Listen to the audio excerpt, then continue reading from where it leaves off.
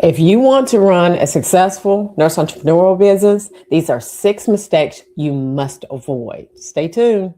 Hello, fellow nurse entrepreneurs. One of the things that I've always wanted to do was I always wanted to help nurses work from anywhere, pretty much have that flexibility, pretty much have that freedom so that they could do whatever they wanted to do. Joining VP Nursing was one of the best decisions that I could have ever made. If I was to have a regret, it would be that I didn't join sooner. If they wanted to be with their children, if they wanted to be with their families, they can do exactly what they wanted to do. Ola is the type of person, she's not going to let you stay the same. The way she levels up her clients in every area of their lives. I could not have imagined being a nurse with my own business, being in this space with so many amazing people, with a coach that 1,000,000% cares about what my outcome is going to be. And so here at VP Nursing, we teach nurses how to work from their computers anywhere around the world, making money, owning their own time, building profitable nurse coaching, consulting, and service-based businesses. And so now we're at the beach and we're working at the beach and we're having a great time. We're doing a brand photo shoot. It's an amazing time. So if you want to learn how to work from anywhere around the world, creating that flexibility, creating that freedom for yourself, but monetizing the knowledge that you already have, join us at VP Nursing Business Academy. Hello, everyone. So today we're going to be talking about 6 mistakes to avoid if you want to run a successful business. So let's start with number 1. Okay. And this is one that I think that a lot of people, they struggle with whenever they first start in business. It's the one thing that I struggled with when I first started in business. And it wasn't until I actually changed this one that I've made my first 6 figures. So the number 1 is trying to help everyone instead of having one clear person that you're trying to help. One clear person, one clear, customer avatar. So what a customer avatar basically is the design of your customer. What does your customer actually look like, right? So I'll give you an example. I'm going to relate this to healthcare because I know that a lot of times relating it to healthcare makes it easier. So when you go to the labor and delivery suite, for example, if you are menopausal and not having a baby, or you are a male, you're not designed to go to labor and delivery, right? Because they cater to one specific client, right? And so understanding that. And so when you go over there, like we don't even send people over there that don't even need their services. If you don't have a surgical issue, then we're not going to send you to the surgical suite, right? So that's how you know. And so those areas, if you look at it, if you compare it to healthcare, so the surgical suite, people who are going to surgery, the people who have cardiology problems, the people who have L&D, like they're getting ready to have their babies, those areas in the hospital make the most money. Just think about it for a moment. They make the most money, right? Because if you're marketing to everyone, then you're marketing to no one. So basically, when I first started, one of the things that I was marketing to, I just wanted to help nurses. And that's what I said. I just wanted to help nurses. And so when in helping nurses, several people came to me. So one person wanted like life coaching. So I helped her with life coaching. So we went from a credit score of, we went from bankruptcy to a credit score of over 800. And so someone came to me for financial coaching. So I helped them with financial coaching. So basically I was tailor-making my program to everyone who came into the program. That tired me out, kept me at, working as in the job of the job. And it was really, really hard in order for me to do that. So you don't want to market, or you don't not market to everyone. You want to make sure that you niche down on the problem that you solve, right? Now, once you get to $1 million, then you can start solving other problems. But at the moment at which you are at, you don't want to be solving all those problems for everybody, right? Because if your message is for everyone, it connects to no one, right? And so when you are super, super clear on how you solve their problem, then that takes out the confusion. And when that takes out the confusion, then they're ready to buy from you. All right. Now, number 2, pricing like an employee instead of a CEO. Charging an hourly rate because it feels safe, right? So instead of saying that you're going to go in and you're going to help someone, which you can just work for someone if you're going to do this, help them with their readmissions, because there used to be readmissions managers, right? So you're going to go in there and you're going to help them with their readmissions and you're going to consult with them. Well, if you charge them an hourly rate, that's going to be $150 an hour, maybe, okay, that you can charge. But if you charge for the outcome, right? What is the outcome that you're charging for? And package it in that way, right? So instead of saying $150 an hour, you say for $15,000, we can do a 30-day re-implementation program, right? So even if and this is the return on investment as well, because what you have to understand is that whenever you are packaging in that way, you want to make sure that you help them to understand the return on investment. So the return on investment for 2 to 3 admissions can be well worth over $100,000, right? And so because of that, you want to let them see what that looks like. Because if you price like an employee, like I used to do that job, I took that readmission rates from 12% down to 9%. That was a significant savings, right? But I was still working as an employee. Now, if I went back in to consult, I would absolutely charge very differently and give them the roadmap in order for them to reduce their readmissions instead of me going in and doing all the work. Now, I built a community paramedic program. It was the whole thing, right? But helping them, consult with them to help them to understand. And as a nurse entrepreneur, like, you can do all kinds of things. It is absolutely crazy the amount of things that you can do. Okay. Now, this is the reason why you need to be in the Millionaire Nurse CEO conference, right? Because you absolutely learn how to niche, you learn how to price, you learn how to position yourself like a true CEO. We have hot seats where you come to the hot seat and you learn, like, we can help you with your specific problem so that you can move the needle forward. So this is where nurses stop thinking like CEOs, right? Because when you're in the room with other CEOs and when you're in the room with other people who are six and 7-figure earners, then you start to think, okay, either you've been doing it right or you've been doing it wrong. But if you haven't reached your goal, then 9 times out of 10, you may be doing it a little wrong. And that's okay, right? Because all of us are not perfect, but we want to learn how to get into that level where we're able to make more money. Okay.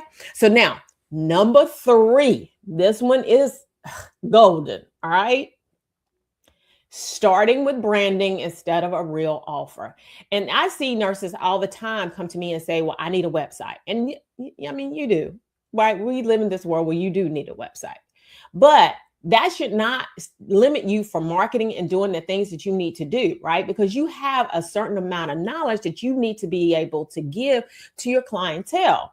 And while you're waiting for a logo to come back, for a website to be built, or for a post, without clear services, like you're wasting time. So you want to make sure that you have an offer that you've built that so that you can continue to work towards it. We talked about offers last night, and this was very, very eye-opening. The total addressable market, like, there was not a service at all within those offers of the clients, because I related them to, like, we structured them based off of what our clients are wanting. And each one of them was at least 100 million. Like, the total addressable market was 100 million to like 100 billion. Like, it was a lot of money that can be made in healthcare, right? And so you have to be intentional about that. You have to understand that it is built off an offer, not aesthetics, right? Now, of course, aesthetics, you need to shore that up, whenever you can. But I didn't start with great aesthetics. I mean, let me tell you something. I started and I had this, I show it to my clients all the time. It's this video that's very dark. I didn't listen. It was a whole hot mess. All right. But I didn't stop there. I didn't stop there because I knew that was where I needed. And this is the thing. Oprah Winfrey said this. She said that you don't get what you want, you get what you believe. And I believe that I could help nurses. I believe that was my purpose in life. And so because I believe that, then that's what I got. So you have to understand that what you believe is what you will get. So you have to be very, very clear on that, right? So people pay for solutions and not colors and funds. There are some people that have gotten major, major deals and they don't even have a website. So I just want you to know that. I want you to understand that. You just got to put yourself out there and make yourself well known, okay, before you do that. All right. So now, waiting until you are ready before selling. or waiting until you're ready to start your business, taking endless courses. Now, I'm the course taker, all right, because I got a certified emergency nurse. I'm a certified as an emergency nurse, and I have a DNP, a doctorate in nursing practice. And really, I didn't, honestly, when I went back to get my DNP, I didn't go back to get my DNP because I knew what the end goal for me was at that time was to become a CNO. I wanted to become the chief nursing officer. When I was in DNP school, I had one of my mentors and she just bust my bubble. Child, listen, she busted my bubble. And what she said to me was, just because you get the distinction does not mean that they have to offer you the job. And I was like, what? And she was like, yeah, they don't have to offer you the job just because you got a DNP. And I was like, I thought that it would open doors because that's what some of y'all think. Okay. And I want you, if you have thought that before, I want you to drop open doors in the chat. All right. I thought it would open doors and I ain't opened not a door. It opened one door. I mean, I became a manager, but it was just not worth me going back to school. But I did, at that time, I did think that I wanted to become the chief nursing officer.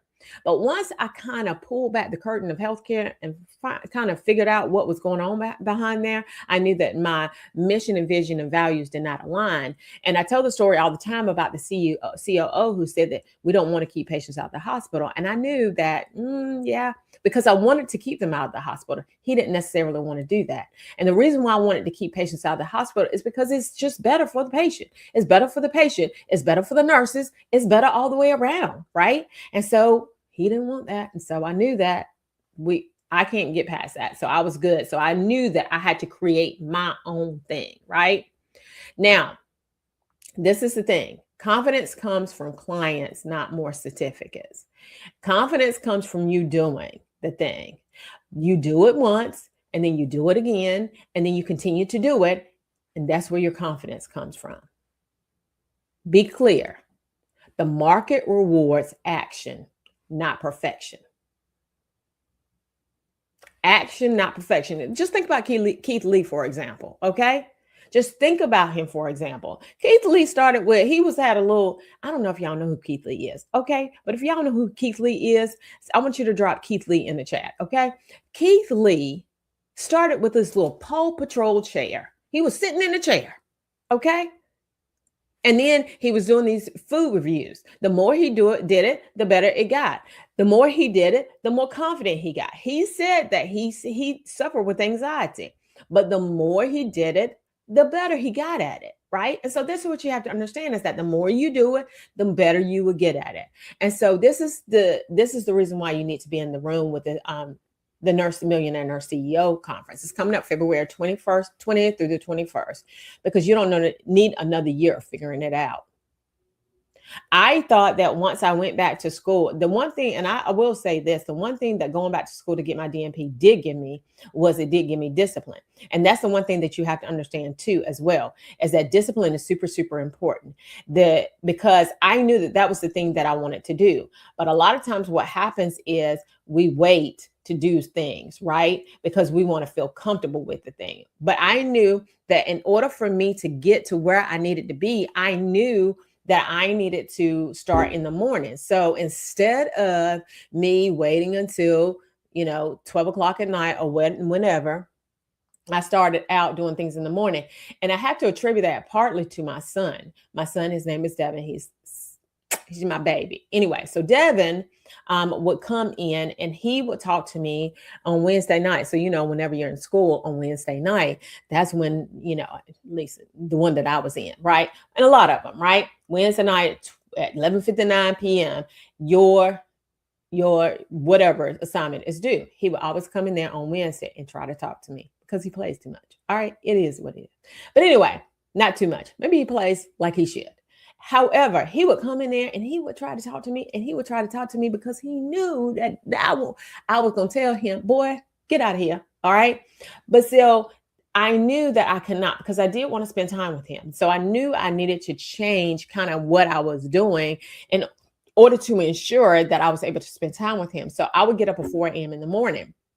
And so I got up at 4 a.m. in the morning. I would do most of my work during that time. Number one, my mind was clear. I didn't have all the I don't want to say trash from the day, but I didn't have all the things that you have to do during the day, right? I didn't have all those things ruminating in my mind. I was able to start afresh. And so that is the reason why I started to get up in the morning. So we're going to go to commercial break and we'll be right back. Stop renewing your license just to stay broke. Every renewal season, nurses pay fees, take classes, and check boxes, but never build wealth. That license you're renewing every 2 years, it's a gold mine if you stop using it the old way. At the Millionaire Nurse CEO Conference, you'll learn how to leverage that same license to build your own business, to coach, to consult, and to create offers that bring freedom, not fatigue. And yes, you'll still earn CEUs. Comment conference below and we'll send you the details. Like, why wouldn't you come? Like, you get CEUs from it. Okay. All right. Next. So, number 5, avoiding marketing because it feels salesy. Okay. So, I'm just going to give you this example. So, when you are going, we'll say, to a foreign country, because we've been to a couple of foreign countries here lately, right? When you go to a foreign country, they don't necessarily have like signs. So for example, so we're going to talk about if your parents have, or if anyone in your family, we won't say parents, anyone in your family has a heart attack, or you have a heart attack, whatever, like you need medical attention for whatever reason, whether it's heart attack, you have an anaphylactic reaction, whatever is going on, right? So in this country, off of every interstate, you see a sign that points to the hospital. When you get into the city, there are commercials with where the hospital is, or there's billboards about the hospital, or there's just marketing about the hospital, right? But you know that there is you absolutely know that there is this hospital somewhere in this city, right? Because it's something that happens. They're everywhere, right? The reality, though, is that because nurse entrepreneurship, even during this time, is fairly new, right? Some people don't even know that it exists. Some people don't even know what you're selling, okay? So just imagine, right? Your family members having a heart attack, anaphylactic reaction, whatever they got going on, right? And you don't know that the answer to the problem even exists because they've not advertised themselves. They've not put themselves out there. They've not made it known that they are the solution to your problem. Just think about that for a moment, right? So what happens is, because you don't know that there is a solution to your problem, and you keep with that same problem. Now, if they're having a heart attack, they may not die, but typically if they're having an anaphylactic reaction, they're probably going to pass away, right? So you're killing people's dreams because you're not telling them that you have the answer to their problem, right? And it's not salesy. And so let me give you an example. I'll give you an example of my brother, right? So my brother, he's so funny. So he always, whenever he calls me, he's like, "Hey, doctor." He's hilarious. I love him. So he calls me and we're talking on the phone, and he had had a heart attack, right? And the physician calls me and he tells me what the plan of action is, that he's supposed to have a cath. And then after he has the cath, if the cath shows enough damage, then they're going to go in and do a CABG, which is coronary artery bypass graft, which is kind of like open heart surgery for those who are laymen, right? So he does that. So basically he gets in and the physician is telling me about that.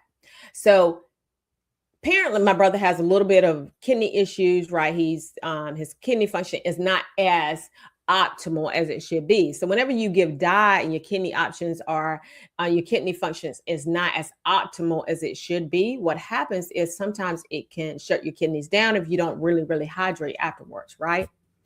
So when he called me and we were talking, and he said to me, he said, "Well, I don't think that I should do that," right?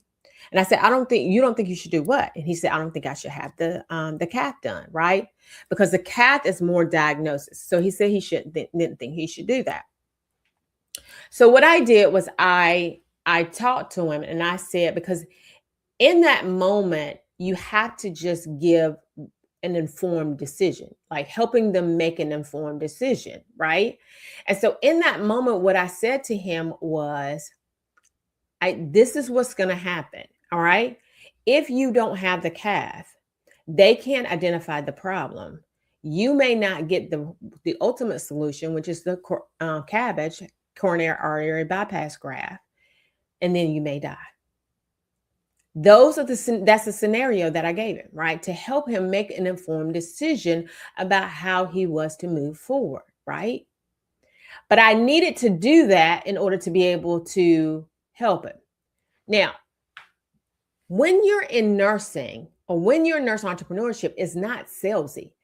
You are selling your product for sure, right? But it is not selling what you're doing. 25% of the market. I want you to listen to these statistics. I want you to drop 25% in the chat. 25% of the market is going to absolutely say yes. And then you're going to have the 35% or so that's going to say, absolutely not. You're not a good fit. This is not what I want to do. Whatever, right? They're just not wanting to move their business forward. You can't do nothing about that. If their business dies, that's their decision. You have to move forward. And then there's about the 40%. The 40% is the maybes. And so he was at the maybes, right? So I want you to compare this to sales, because at that maybe, what I did was I said to him, I said, okay, this is what your consequences are. This is what your decision is. Just know that the consequences may result in this. So then that's when he said yes, because he was an informed buyer, right? He was informed in the process. You, as the nurse entrepreneur and in your sales process, all you're doing is you're informing them about what they should do and what they should not do, right?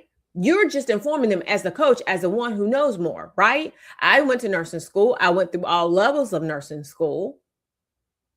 I've been an ER nurse for a long time. I've been a nurse for 30 years. So I understood what the end is at. Marketing is leadership. Sales is service. When you market your brand, you let people know that you are there. My brother knew that I was there, right? And so he was able to call upon me so that I could help him get what he needed. And this is the thing. The best nurse doesn't always win. It is the most visible nurse that wins. I want you to be very clear about that. So you can be the best nurse that you want to be, but if you're not the most visible, then you're not going to get the sale. So do you want to sell? Do you want to serve like you need to serve? Or do you want to stay private? Those are decisions that you have to make, right? That's what you need to avoid. Number 6, treating the business like it is a side hustle. Working only when you're exhausted from shifts. And I said this before, you need to be intentional about working on it during the time that you are most optimal. So I'm most optimal in the morning. Some people, there's a certain percentage of people that they do well once they at the end of the day, like they can come home and they can do their thing, right? I'm not like that. Like at the end of the day, I am tired and I'm likely not going to do it. That's the reason why whenever I work out before I can even think about it, right? Because I know that it is important and I know that I need to do it. When I work on my business, I work on my business mostly in the mornings. Those are the things that you have to know. Business doesn't grow from leftovers. Wealth requires commitment, systems, and CEO decisions. And this is a bonus one right here. So click bonus, tap bonus in the write bonus in the chat. Bonus is that you need to do it fast. You need to do it fast. Waiting does not help you at all. I want you to be very, very clear about that. Success loves speed. The more you do, the sooner you do it, the more you can corner the market so that you can make more money, you can have more leverage, and you can have more impact in the business. Now, this is a conference reminder, okay? Proximity creates power. Nurses grow faster when they're surrounded by bold builders. That's the reason why you have to stop playing small. And the Millionaire Nurse CEO is the room that you need to be in, okay? Because this is the truth. These mistakes keep nurses trapped in burnout. CEO of Nurse Building offers visibility and wealth. Freedom comes from CEO decisions. And in this room, we help you with your decisions. So drop conference in the chat if you want to join us for the Millionaire Nurse CEO conference. We'll probably have a link up here somewhere, and we look forward to seeing you. Have an amazing rest of your day. Bye-bye.